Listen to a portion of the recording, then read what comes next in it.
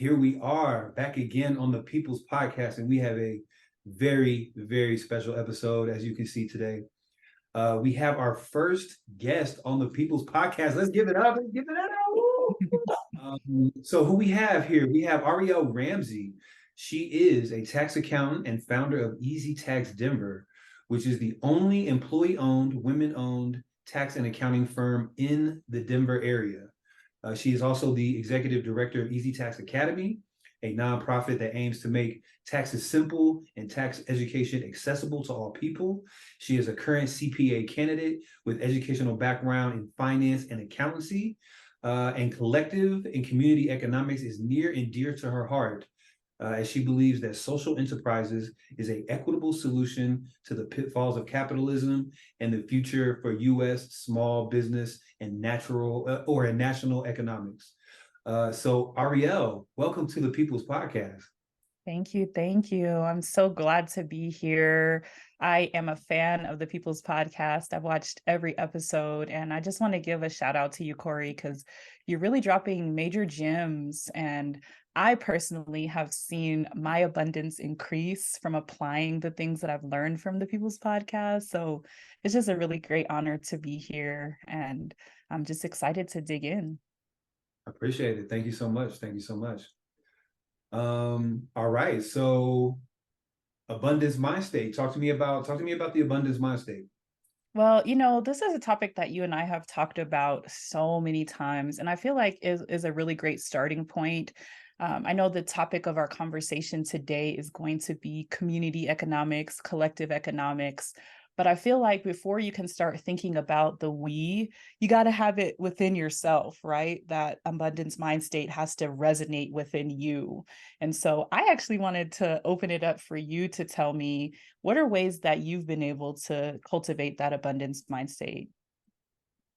Abundance mind state to me is so I think that any thought, especially when accompanied with a feeling, repeated over and over again, becomes manifested. So I think reality operates that way and has to operate that way. Like if you continually think about something and you can matching it with the feeling. So in the case of abundance, you're thinking about abundance. What does that look like for you in your life? Whether that be material abundance, whether it be abundance in relationships or abundance in fulfillment, abundance in happiness, whatever the context is for the abundance for you, or abundance in all those things, because abundance is abundance, it has no limits.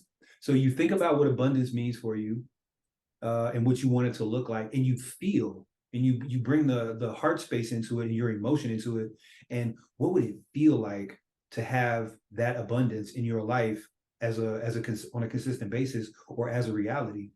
And I think that you combine those two things, and you make it a practice, you almost like a meditative practice. So you think about your abundance, you feel your abundance. What does it look like? What does it feel like? And if in the longer and the more consistent you can keep your mental space in that space of abundance, your heart space in that space of abundance, you start to activate the universal laws of manifestation to bring that to you.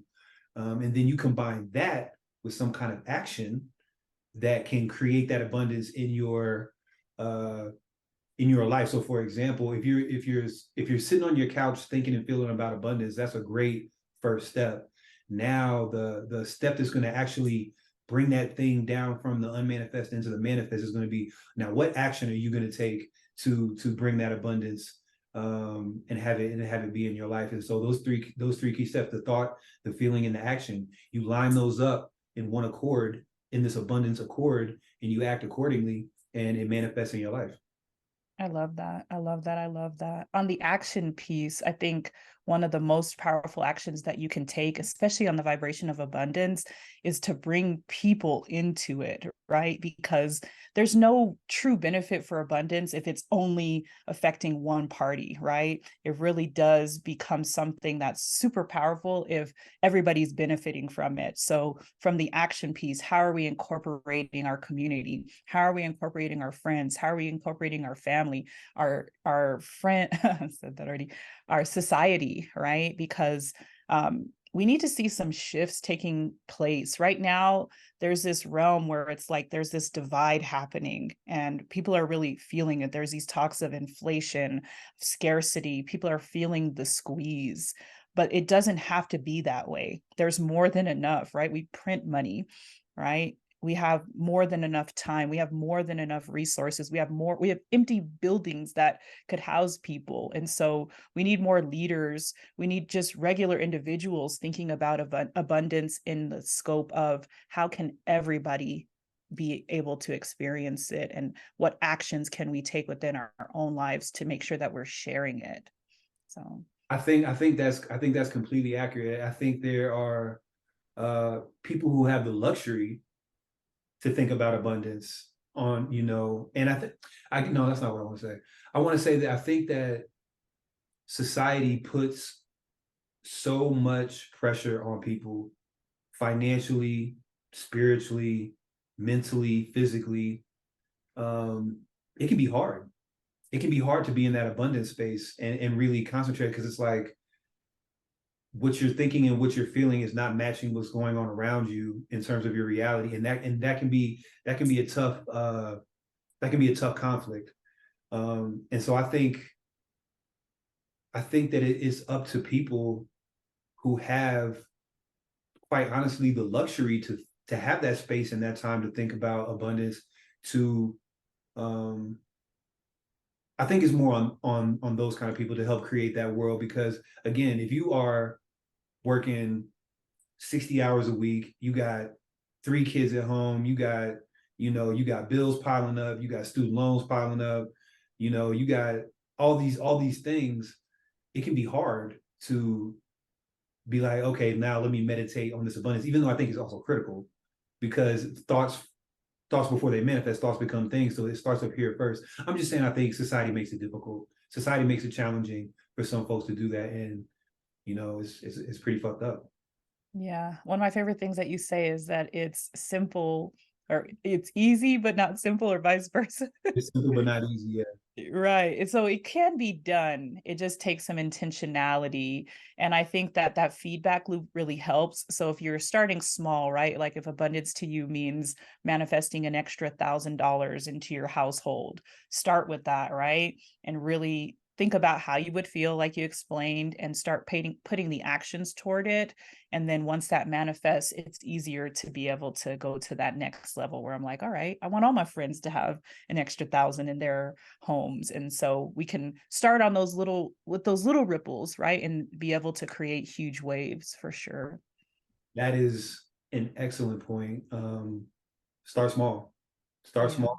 Start where you are. Use what you have, and just build it brick by brick. And that is an excellent point, because eventually you keep building it, and eventually, you have a whole house that you build. So I definitely agree with that. So, all right, talk to me about, in your opinion, what are some of the pitfalls of our current capitalist system, or capitalism in general?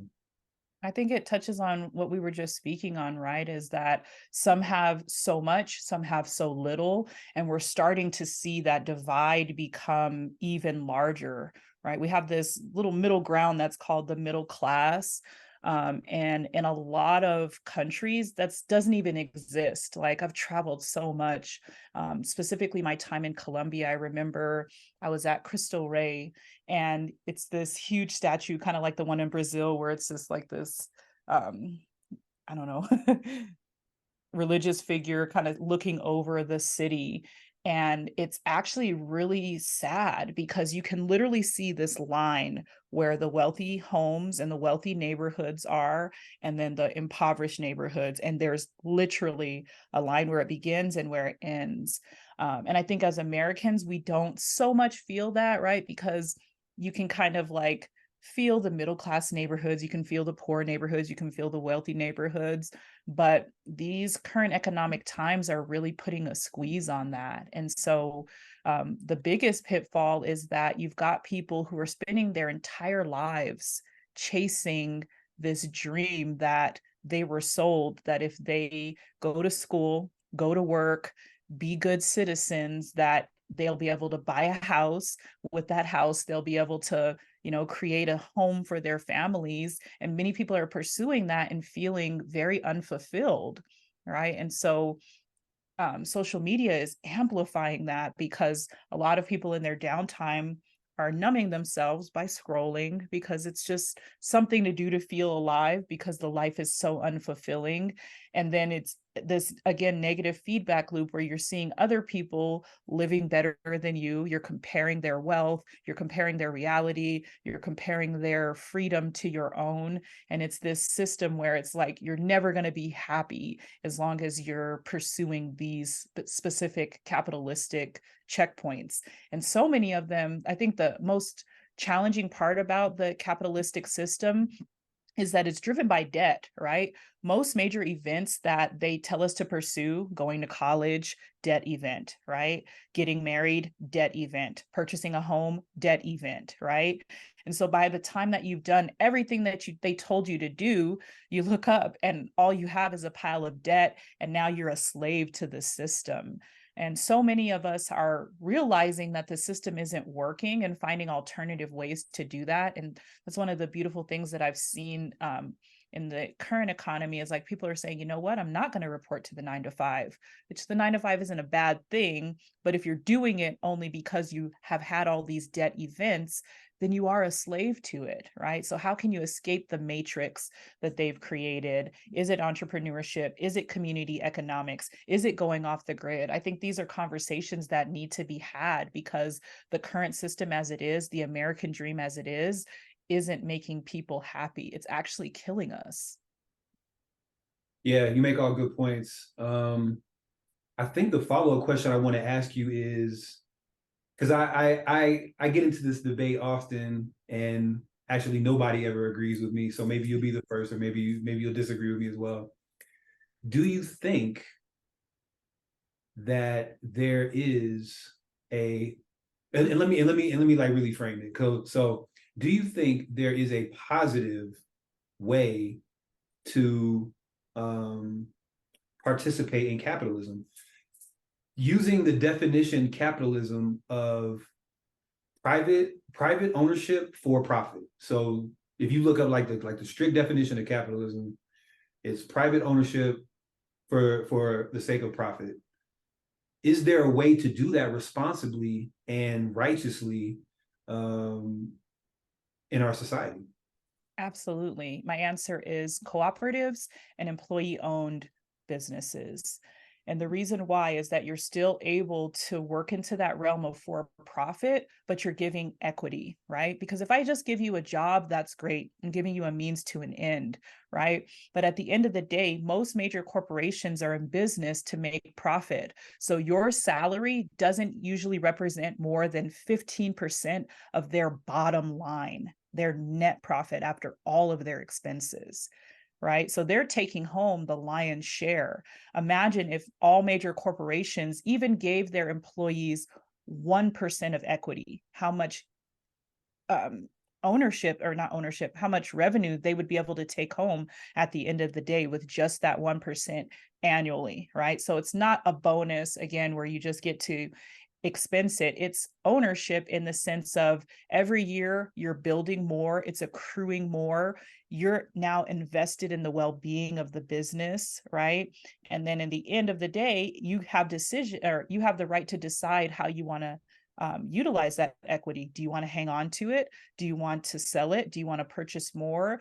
These are things that cooperatives allow businesses to do. And it's a rather new term, but it's something that really excites me, especially being here in the state of Colorado, because we are the Delaware of community economics, specifically in the realm of cooperatives and employee-owned businesses. There's a ton of tax credits, which I won't get into today. Tax credits are my jam. Another episode. But the whole idea is that if you're able to transition your business into this model, not only are you participating in social enterprise, but you're going to save money as well. So this is, in my opinion, the way that we can take capitalism. And like I said, it's not all bad. It has its benefits. And I participate in capitalism. I like it, right? But it has its pitfalls. And so this is one of the ways to mend some of those pitfalls. It's not an all-encompassing solution. And I don't know if there really truly is one, but I like this as a starting place for us to really start participating, and for the average American who dedicates themselves to going to work every day to be able to see that dedication turn into equity.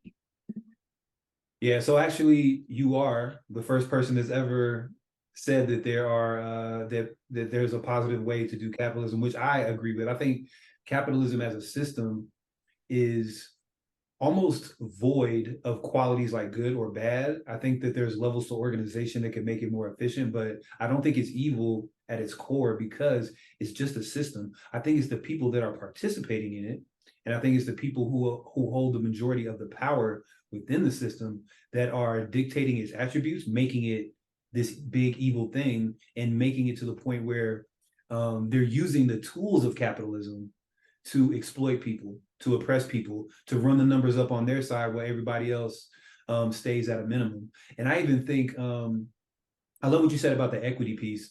Like wherever you're working, if you're invested, that you should have some investment in the company. And I think even in addition to that, even just more the just even out the compensation. Like you have people at the top of these big corporations making like 100, 1,000 times more than what the people who are actually working for the company, driving the company, more than what they're making. The bonuses up here are way different than the bonuses up here. The salaries up here are way different than the salaries down here. And I think a little bit more of the evening of that out even would make capitalism a more just system, so to speak.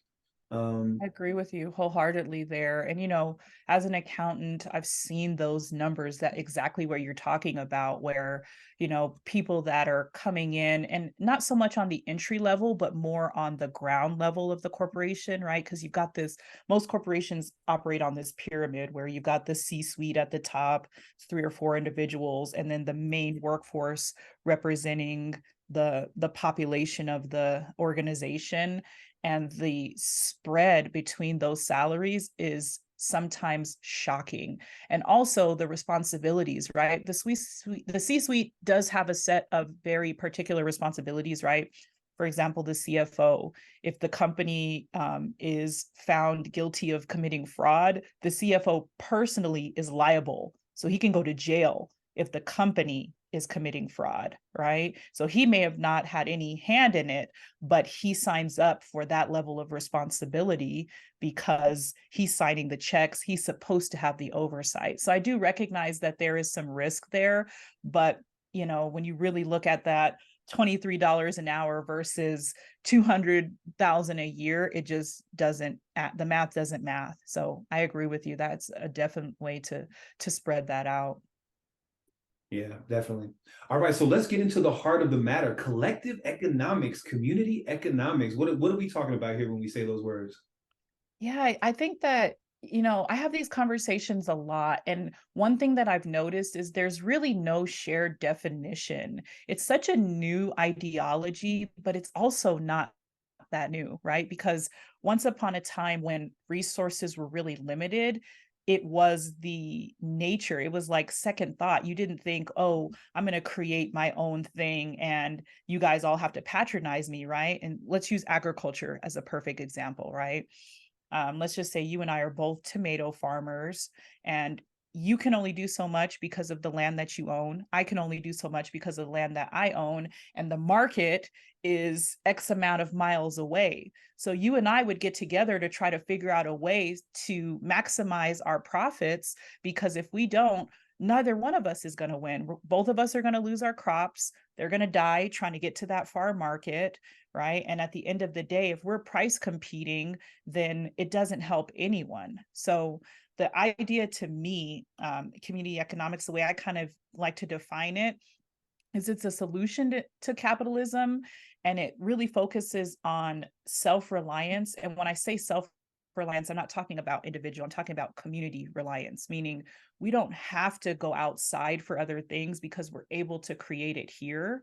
But we do that through really three factors. The first one is having our own capital, having our own production, and then having our own legislation. So the agricultural example was kind of archaic, but in like modern day terms, that's how we really do it. So really thinking about those three areas, in my opinion, are going to be the way that we can start moving toward community economics, because we're depending on our capital from big banks.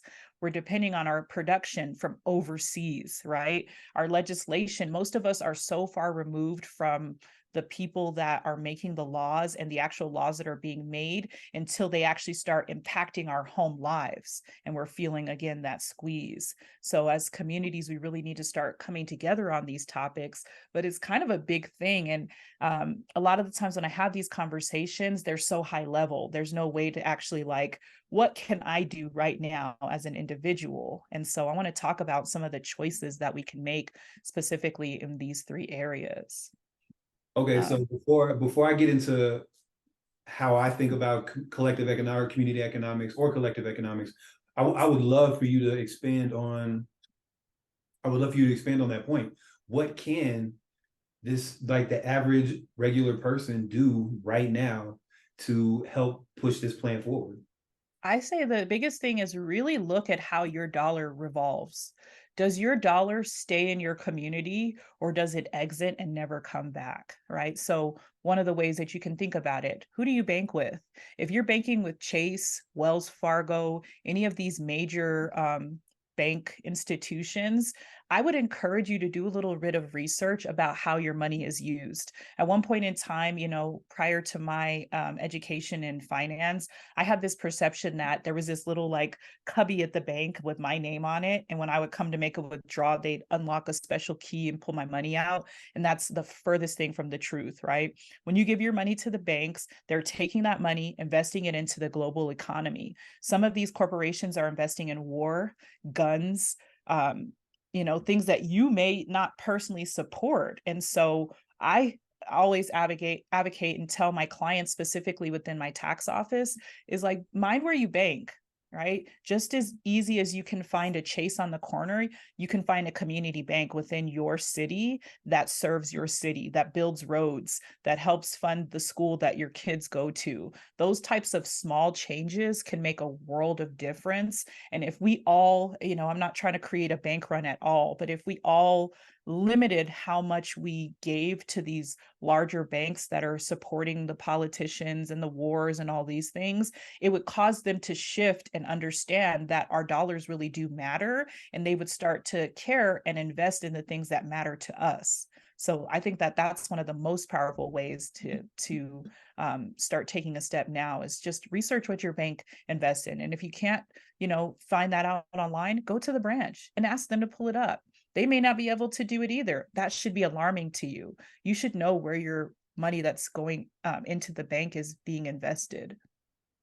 Yeah, that you're making all great points. I think the first time I realized that, in terms of like, when if you make $1,000 deposit at your bank, they're only legally, and I might have the numbers slightly off, but the point is that if you deposit $1,000, they're only legally required to keep like 10% of that as physical capital in the bank, and then they take the other. So basically, they'll keep $100 of it in the bank, and then they take that other 900 and they invest it in the things that you're talking about, whatever their investment portfolio is, making 10, 15, 20% on your money, right, that you invested. And then they want to turn around and every quarter give you 0.025% on the money that you have in the account. So it is really just an unfair scheme.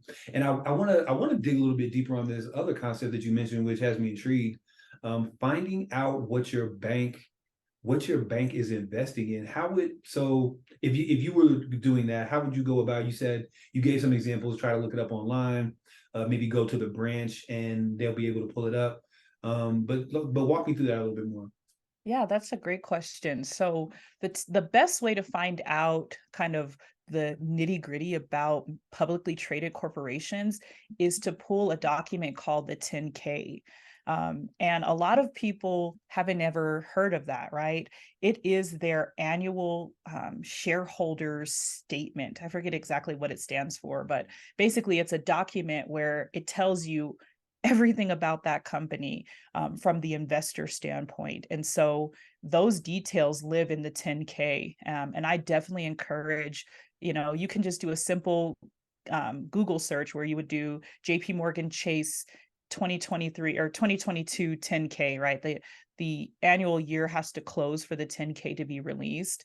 The document's pretty thick, and of course it's really dense, but if you're interested in knowing, it's just reading and being able to find that out through reading that specific document. And you said it's published annually? Yep, it's published annually, and it's a report basically for investors where they basically tell investors how they did. So they talk about what were the profits. They actually provide their profit and loss statement, their balance sheet. So you can actually see the dollar amounts that these companies are holding, right? How much they spent, how was it invested? All the nitty-gritty details live in the 10K. Wow. I would really, because I do actually, I bank with I'm not even gonna say who, but a major bank, and I would love to see this document for them that you're talking about, because they're dealing with assets and managing assets in the hundreds of billions probably. So it's like, what are they spending that money on, and how is that being used to fuel this like system of oppression, economically, physically, spiritually, that we got going on in society, and how that could really transform. Wow. Okay. So definitely gave me some homework. Give me something to look up. And even better to just kind of build on that, right? Because like I said, it's a dense document, but we have so many tools at our disposal. ChatGPT, you can take a PDF, that specific 10K as a PDF, bring it into ChatGPT and ask specific questions about the 10K so that it will kind of give you more of a summary if you don't want to read 120 pages, right? But I definitely think it's a worthwhile activity for everyone to do. And again, I'm not telling you to go run and pull all your money out, but if you're really, adamant about doing collective economics, then you got to bank in your community. There's so many on the contrary, right? We've talked a lot about the pitfalls of these major publicly traded banks, but let's talk about what the alternative is, right? Community development financial institutions. This is the alternative to big banks. These are smaller banks that focus in on the community. They give loans to small businesses. They are more lenient in terms of the qualification criteria for loans. They do what's called character-based loans, many of them here in Colorado, where they're not so much focused on your credit score. They're interested in what are you doing. So if you're big into community and you need a loan for your small business, just your resume in terms of your community work can be enough to get you a loan. Of course, I don't work for any of the CDFIs, but there's so many of them here within Colorado. And I really encourage anyone that's watching, because I know you have viewers all over the nation, to just do a quick search on CDFIs, Community Development Financial Institutions in your state, and you can see the kind of things that they're investing in. And I really do believe that they are the backbone for social enterprise and community enterprise. And so, you don't have to completely abandon your bank, because I understand there's convenience, right? Chase, Bank of America, Wells Fargo, they're on every corner. They're like Starbucks, right? And some of those CDFIs, there may be one of them in the entire state. But if you can shift a little bit of your money there and start supporting there, you're doing a major step in supporting your community and the economics and the businesses that are within your neighborhoods. And I love that idea as a concept.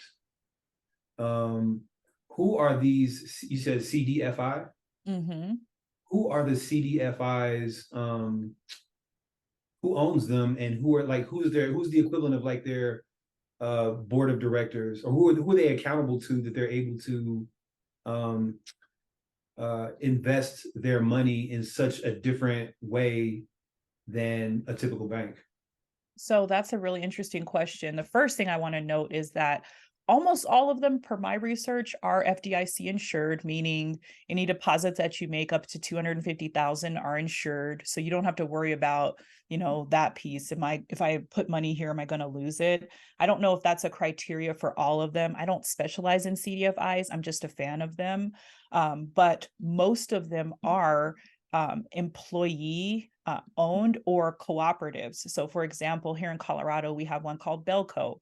I'm a member. They're a credit union, right? Whenever you bank at a credit union, you become a member, which means you have equity. So you can go to the meetings and vote if you want. Your voice actually matters. At Chase, try to show up at one of their shareholder meetings without having, a major stakeholder investment. You're not going to make any difference. Where these CDFIs, like I said, a lot of them are credit unions, and so they're owned by their members. Their employees are also owners, and so the same communities in which they operate are having equity within those organizations. So they're accountable to their members, they're accountable to their employees. So is it the employees and the customers who hold the decision-making power in terms of how the funds are distributed?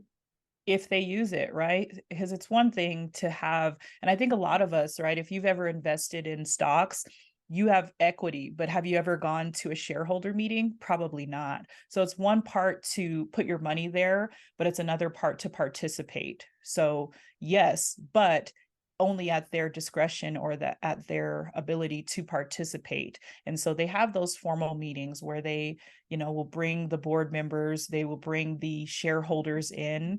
And if you're interested in being a part of those discussions, you got to show up. And you got to be able to contribute. So that means doing your research, understanding where the issues in your community are, and how actually using the finances of the bank could impact that. Excellent. Okay, so I want to dig a little bit deeper on this. I know I still haven't gotten to my definition of community economics yet, but I'm fascinated by this, and I just want to go just take it a little step further. So when I think about scaling that, right? When you get to 1,000 members, when you get to 10,000 members, that are all, let's just say these are all people participating in this particular credit union that has this particular structure. And let's say there's a high level of participation. You have folks that want their opinions to be heard, and you have folks that have ideas about how the money should be spent. What is your opinion on, because I guess what I'm getting to is that it brings us back to a fundamental issue with community/cooperative economics, which is collaboration.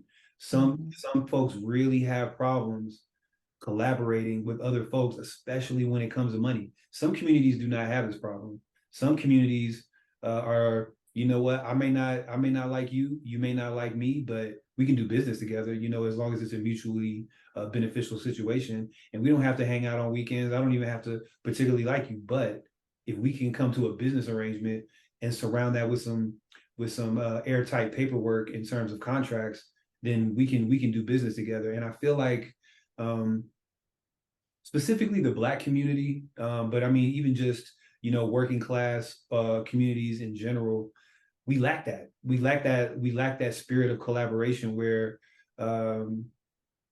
it's just difficult for us to come together on certain economic initiatives or even political initiatives, things that would benefit everybody. Is like we can't agree on them. So I'm not asking you to solve that problem. I'm just more so asking, when we get to scale, or if and when we get to scale on something like a CDFI, how can we solve for that? Or how can we kind of minimize the impact of this lack of trust or this lack of collaboration within certain communities? Wow, that is such an amazing point. And I think that so many of the systems that are in place don't recognize that cultural aspect. And so I want to kind of backtrack a little bit, because you touched on the idea that some communities don't have this problem.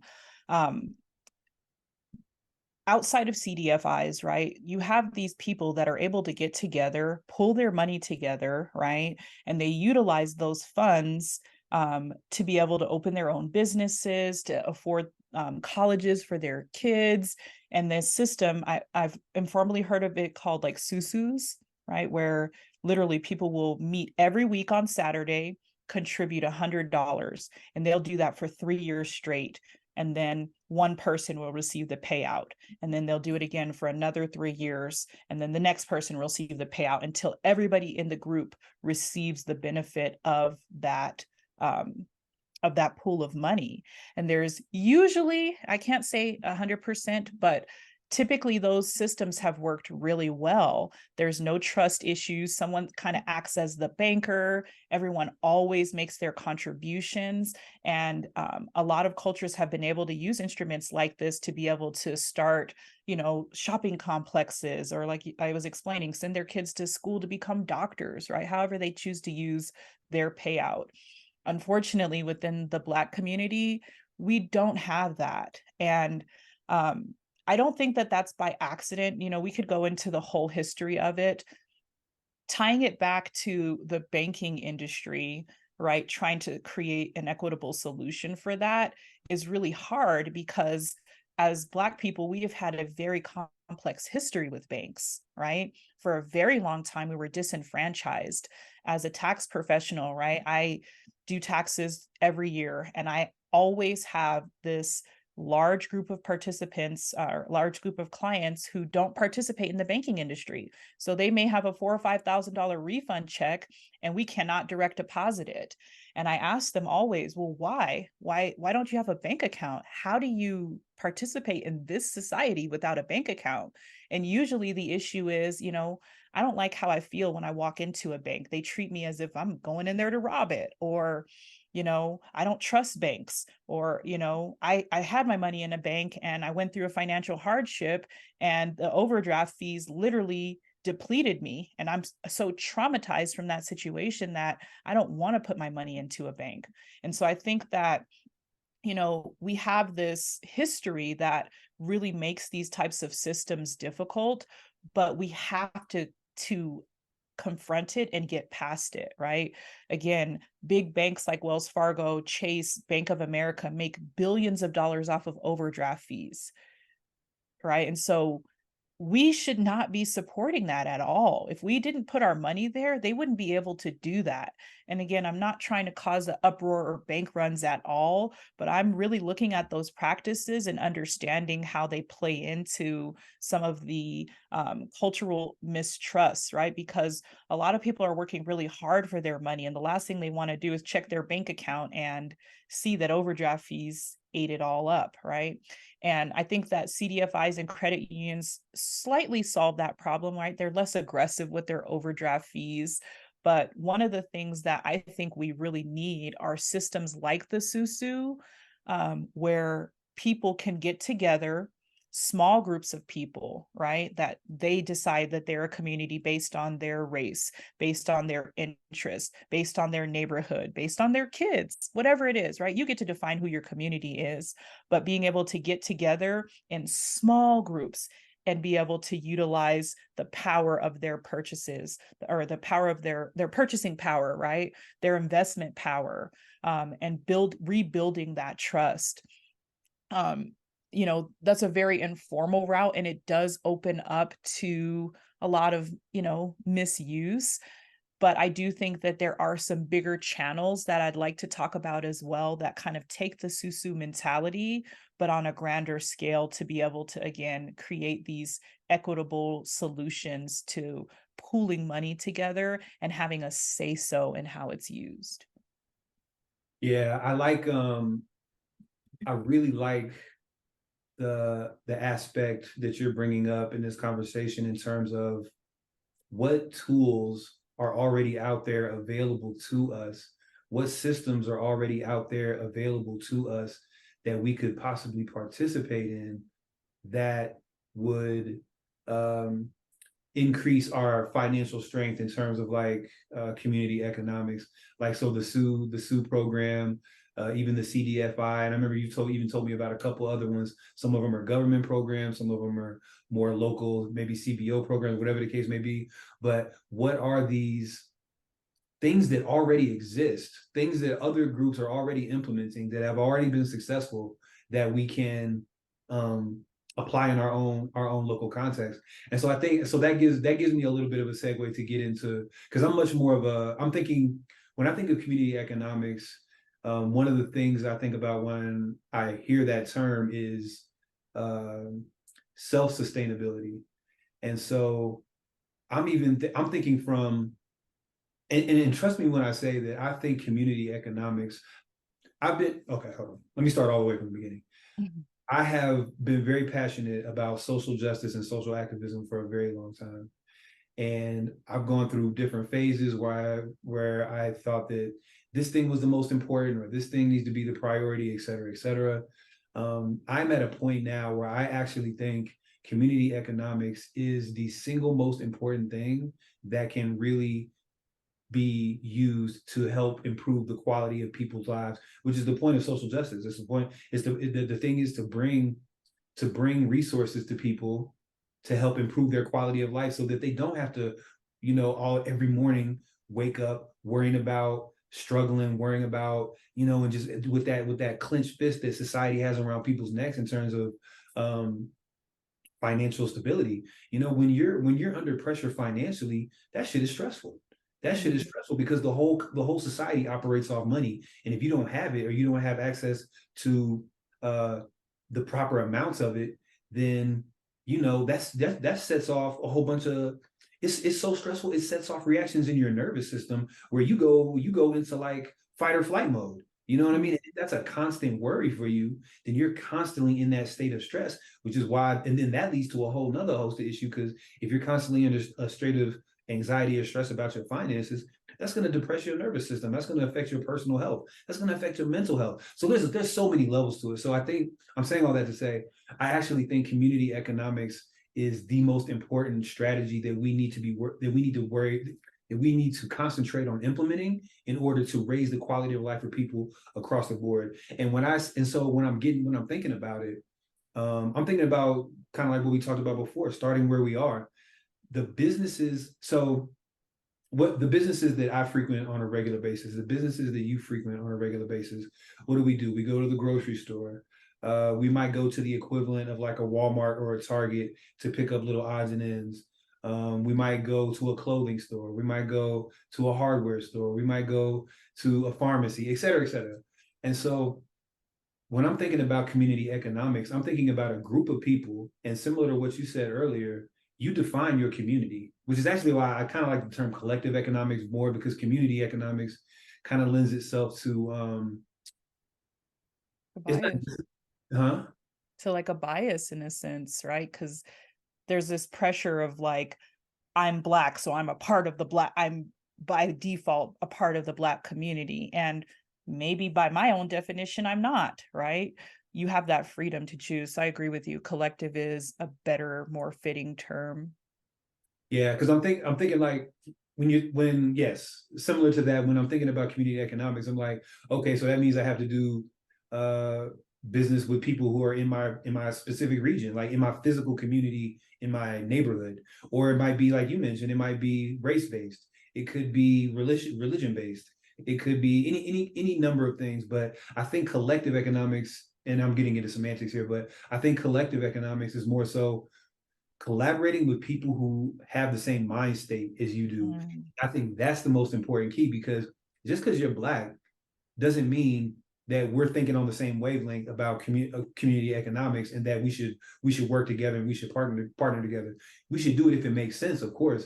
But I would rather collaborate with somebody who doesn't look like me if we're on the same page in terms of the collective economics, collective upliftment, using finance as a way towards social justice and equity. I'm going to link with that person 10 times out of 10 versus somebody that's not thinking like that just because they look like me. So I guess I'm saying those identifiers does not necessarily mean we are of the same wavelength. I'm getting a little bit off topic though. No, Okay, I so, love that though. That was an excellent point.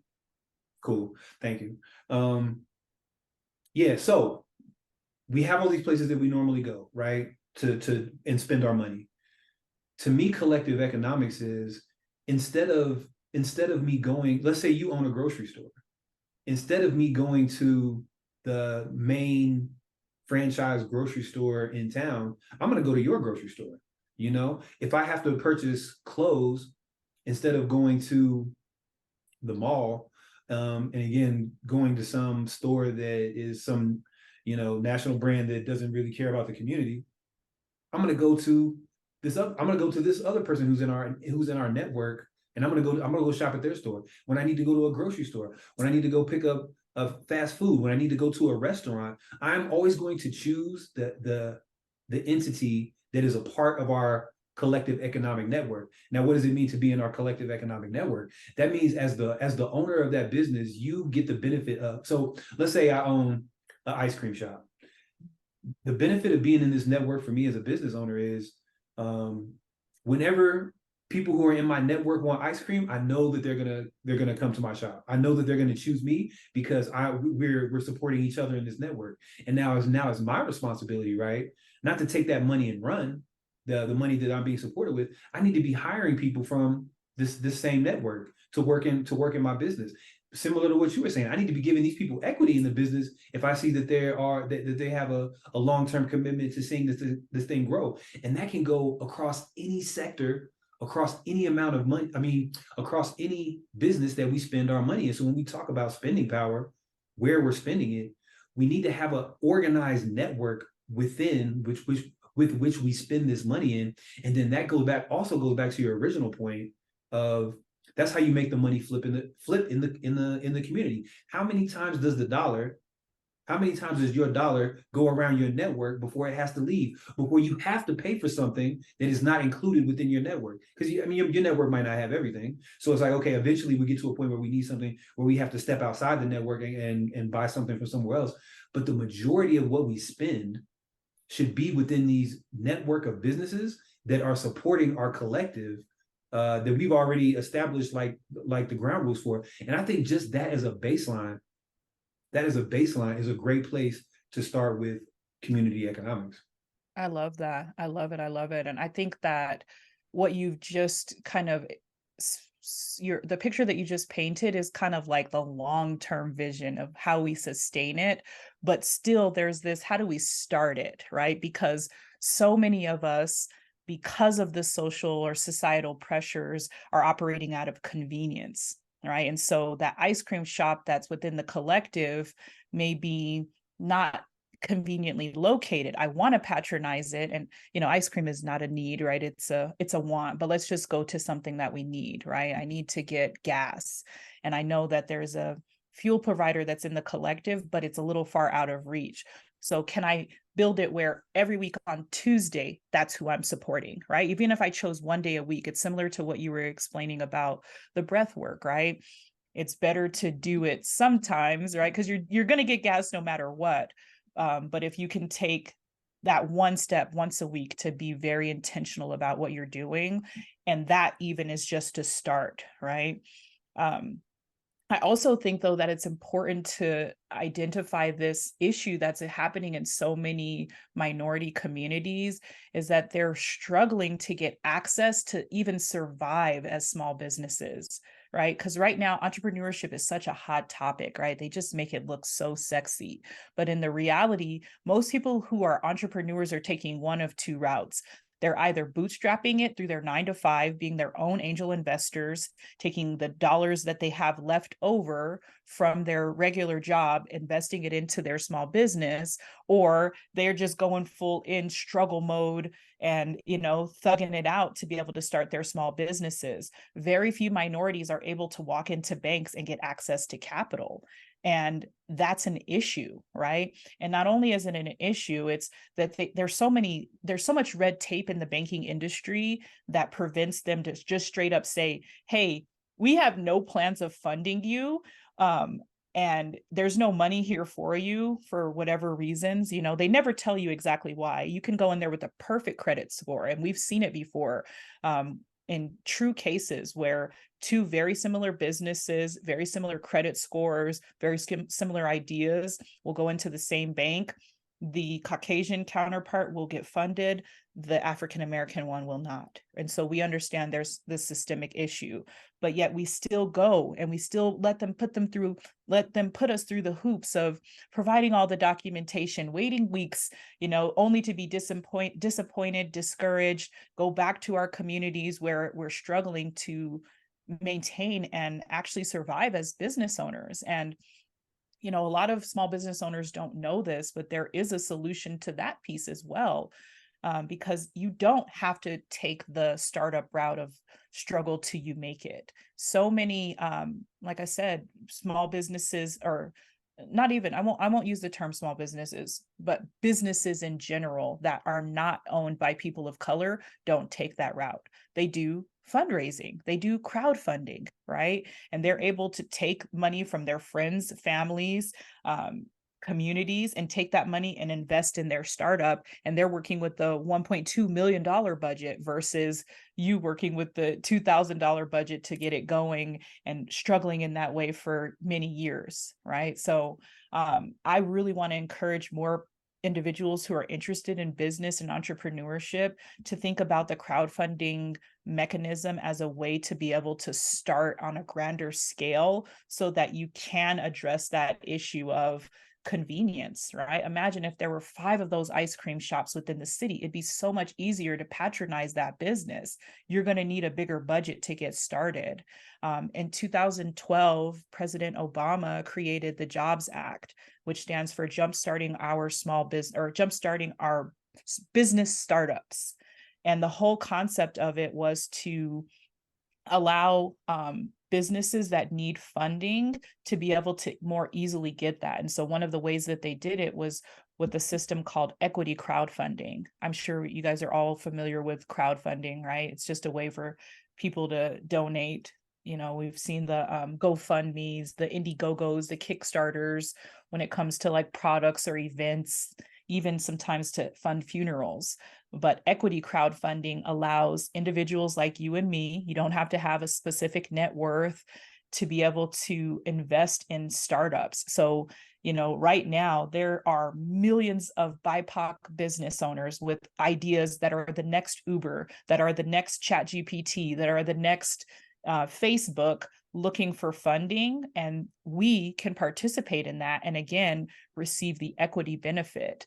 And so I really encourage people that if you're in that space where investment is something that you're thinking about, or collective economics is something that you're thinking about, and you're wanting to put some power behind the businesses that you identify as collective, check out equity crowdfunding, because it's a really cool way to participate and help businesses get the funding that they need so that they can show up in the communities in the way that they need to be, in the same manner as the Starbucks, right? As the Conoco, and they can actually compete. It's hard for them to compete without the funding. And so this is a way for us to participate in giving them the funding. And then in exchange, you get to be one of the pioneer investors. So imagine getting in on Uber in its seedling stages. You'd be a multi-billionaire at this phase. And there's so many of those right now. I like what you're saying, because I think what we're talking about is when I'm talking about collective economics in my mind, and then you're talking about collective economics in your atmosphere, it seems like they really kind of like work together. Like the thing I'm talking about with just the local businesses, not even local because they don't even have to be local, but the businesses coming together and getting organized and building this network. Okay, now that works like yin and yang with this aspect of the crowdfunding, with this aspect of like, because you made a great point. It would be easier if we own a gas station, right? And the gas station is part of this network. Yeah, I might not want to drive an extra 10 miles to go to this gas station, but what if we had 5 of the gas stations and we had the capital to be able to fund 5 of these gas stations? Now it makes it much easier, and it just benefits everybody. So I'm saying all that to say, I think the way you're describing it and thinking about it and the way I'm describing it and thinking about it, I think they work perfectly in tandem. And I'll just make one more additional point, which is when we start these businesses, the quality of the business is also very important. So I'll go back to the grocery store. If there's a community, if there's a grocery store in the network that is a part of our community network, right? But the prices are too high. The food selection is always bad, and they're always missing stuff. And I go there, I can't even get everything that I need, so I end up having to go to a different grocery store anyway. You know, that's not the level of quality that we need. Like the products and services that we provide within this network have to be at or better than what they would be at these other places. If it's like a cleaners, like it doesn't matter, any business that it is, it has to be run at a quality level, and not just and the business cannot think, just because I'm in the network, people are going to come patronize my business, and the quality doesn't matter, and the quality of the products, the quality of the service doesn't matter, because they're going to come anyway, because that's another way that we're going to fail, because I'm not gonna patronize a business that is not taking pride in its quality, because Mhm. that's just a waste of my money, and it's a little bit disrespectful to me, because it's like, okay, I'm going out of my way, or I'm making it a priority to come spend my money with you, but you can't take the time to properly stock the shelves, or give me prices that I can pay, or whatever the case may be, and whatever kind of nature of the business that it is. So I think I'm bringing it back, though, because I think just that the quality of the products and services that we offer each other within this network have to be top tier, have to be A1, or else it's like a slap in the face to the people who are participating in the network. Definitely. And I think that's where the employee ownership piece comes into play, because now you have more than one person that is accountable for that piece, right? So within employee owned organizations, they have not only equity, but governance. So they sit down and talk about, where are we supplying these apples from? Where are we getting our omega-3s for our vitamin stores? There's a cooperative in Atlanta that I loved. I'm not sure if it's still there, and I honestly can't remember the name, but I loved how they really made their employees a part of the process. They would take them to the trade shows where they were purchasing supplements, herbs, vitamins, all of those things. And so each employee really specialized in a specific lane. So one was in supplements, one was in herbs, one was in fruits, one was in vegetables. And they would get together monthly, talk about what their findings were from the trade shows. And some of them were really technical, like they were really getting into the actual specifics of why this specific fish oil was better than that one. But their hearts were tied into it because it was their business, right? And so now you're taking individuals who maybe don't have the heart, the entrepreneur spirit, where they want to bootstrap a business and go through all that stressful thing, those stressful pieces, but you're giving them responsibilities that are tied to the outcomes that matter to them most, right? How the business is presented, how clean it is, where are we sourcing, all of those things that, matter to someone that's working at a health food store. So, I think that some of this, like you said, these things are all tied together. The most important thing is that we start, and it's going to be a small scale. So it may be just that one ice cream shop, but the vision has to be bigger than just a single member LLC who sets up shop, and by proxy we support him. We as the community have to have things that we desire to see, at least a bare minimum from the collective. You got to have 5 employees to be a part of the collective. 3 of them have to be employee owners. Like you said, the pay spread can't be too much. And so when you start talking about those things, we're talking about creating our own legislation, in a sense, our own political system. And when the higher ups or the powers that be see that this is working, they start adopting that into the actual legislation for the city, for the state, and it can even start rippling into the federal government. So, I've had a lot of these discussions where the walk away is, well, one day when they put that on a ballot, I'll vote for it. It can't be that way. It has to honestly be the opposite. The last thing that's going to come is that the politicians get heat of it and want us to vote on it. We have to start implementing it within our own communities, within our own collectives, and then creating our own political structures, right? And maybe not as formal as having our own White Houses or anything like that, but some type of governance where we sit down as a collective and we talk about how we want to see these things happen, and then take actionable steps and have accountability for those actionable steps as well. Yeah, I love it when you start talking about starting small, because you're right. It can be so overwhelming to think about how are we going to change society through community collective economics, on such a on when you're talking about tens of millions of people potentially, and that's such a heavy thought. But you're right. Start small, and there's already examples of this stuff happening. There are many communities where collective economics is already happening. Even in the Black community, there are examples of where collective economics is already happening. So I love that idea of start small. And again, you're just building this house brick by brick, and you're just putting one foot in front of the other, and then before you know it, you've built the house. Before you know it, you've completed your journey, Absolutely. or you've been on the journey. Okay, all right. So this has been a wonderful, informative, eye-opening conversation. The first of many, I hope, around this topic and others. What final thoughts and words do you have for folks on the topic of collective economics? I think my final takeaway would just be we've got to involve our youth in these conversations. Um, because unfortunately, right, especially within our community as Black people, we're a little bit behind the ball. And so we are igniting the torch. We don't have to stay behind the ball, we're getting it going, but it's going to be our children and our grandchildren and future generations that are going to carry these ideologies on. They're going to combine technology into it. And so on a scale that you can introduce them into it and help them understand their purchasing power.